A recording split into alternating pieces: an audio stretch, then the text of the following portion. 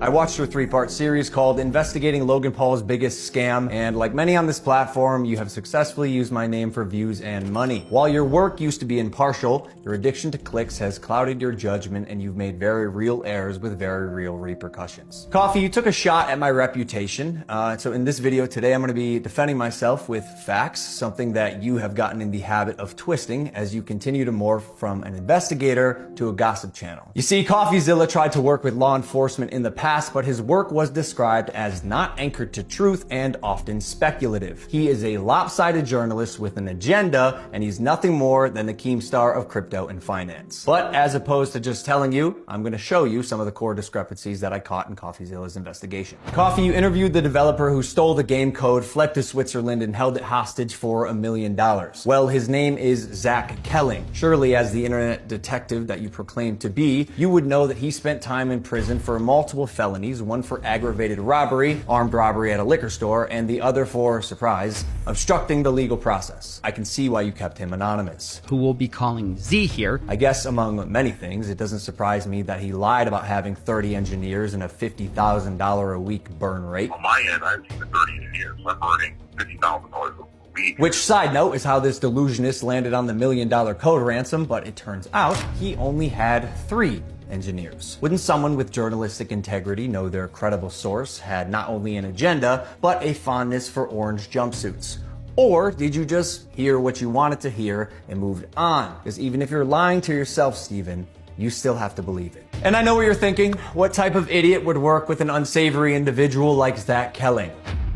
I guess that's what I get for trusting the team that I relied on to vet and manage Eddie's hiring process, who has turned out to be a professional con man that I have since learned fooled billionaires, the Mormon Church, the owner of the New York Yankees, and now me. And surely you knew Emilio, the gentleman who supposedly let his child invest in a cryptocurrency, was allegedly responsible for 2 rug pulls before you interviewed him. So either you missed that or you knew it and failed to let the public know. Why? Because it was a clear sign that he was also untrustworthy. You seemed pretty excited when the guy told you that he couldn't hatch the eggs. Wait, you can't even hatch? No, I'm telling you, it's just a picture. You're kidding! You can't hatch? You're kidding. You can't hatch? You can't hatch? Yeah, 1 second of research would prove that to be false, as you can definitely hatch eggs and even breed your animals. Click on that. Oh, we got a duck. And as you pointed out in your fine print, cross-hatching was available on ETH at one point, but you perpetuated the opposite as truth with your chest out. Basically, nothing worked. And by the way, guy, almost all NFTs are just pictures. I'm telling you, it's just a picture. And surely a real internet detective would not break criminal and civil laws in trying to get information, right? So why have you allowed the illegal recording of Jeff's phone call without his permission?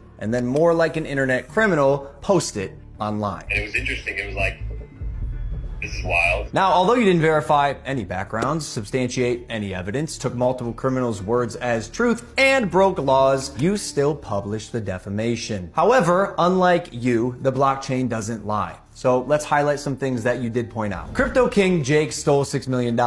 True or not, we had already removed him from the team when we realized he was a bad actor and his motives were purely financial. Conman Eddie, lead developer, stole $1.7 million. True or not, when we learned he was a bad actor as well, he was immediately removed from the team. While myself and Jeff sold nothing and made nothing as verified through investigation and the blockchain. Jeff, Logan's manager, to my knowledge, never sold. Neither did Logan Paul. I repeat, Jeff and I made no money and will never make any money on Crypto Zoo. In fact, we only lost money trying to pick up the pieces. As has been the case with dozens of crypto and NFT projects, the space is unfortunately ripe for bad actors to infiltrate projects that start with even the best intentions. Jake the Snake is no longer affiliated with Crypto Zoo, and we hope the money he reappropriated was worth ruining his reputation. Conman Eddie is being investigated by a higher authority that I cannot speak on. As you can imagine, I was not cleared from legal to discuss much of this, including the legal process being undertaken and the criminal investigations going on during the fallout, but I do appreciate you calling out that rats under my nose stole the game code, millions of dollars, and left Jeff and I abandoned with no team and knives in our back. But even after 12 months of work, you've still managed to overlook one crucial piece of information.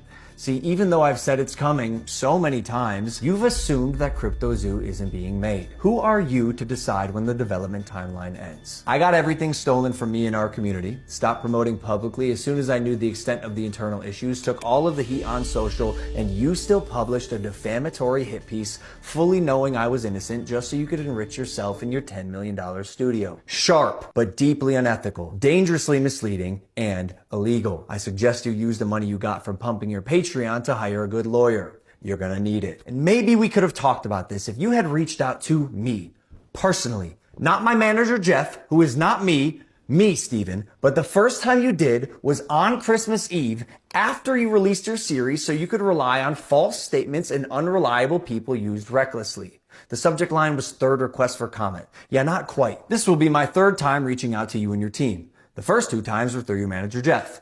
The first 2 times were through your manager, Jeff. Okay, so the last time on Christmas Eve, after the fact, was to me. You have a funny way of twisting things. And I also noticed you left out that part on Twitter. Why hide that? Trust me, CryptoZoo is coming. I will make damn sure of it. And honestly, it sucks that after years of personal reform, going through trials and tribulations and busting my ass to evolve into a person that I can say I'm actually proud of, you led the charge to drive and monetize a narrative telling millions of people that I'm a fraud or I tried to scam my audience. That is patently false. This video is mainly for my fans and anyone who's on the fence that I hope I can help understand a situation that is tremendously complex but has been oversimplified for both views and clicks. And lastly, Coffeezilla. I now know your motives with this.